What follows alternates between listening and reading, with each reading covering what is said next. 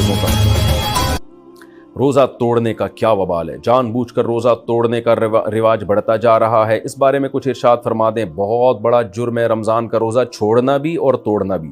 छोड़ दिया तो क़ज़ा रखनी पड़ेगी और गुनाह भी होगा, तौबा भी करनी पड़ेगी।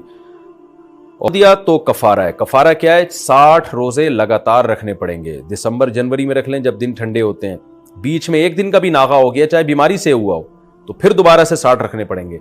अलबत्ता औरत को मेंसेस की वजह से जो नागा होता है वो माफ़ है, तो वरना कंटिन्यू 60 रोज़े आपको रखने पड़ेंगे। और जो बूढ़े लोग होते हैं, रोज़ा रखने की ताकत ही ख़त्म हो गई उनमें, फिर वो 60 गरीबों को 2 टाइम का खाना खिलाएंगे।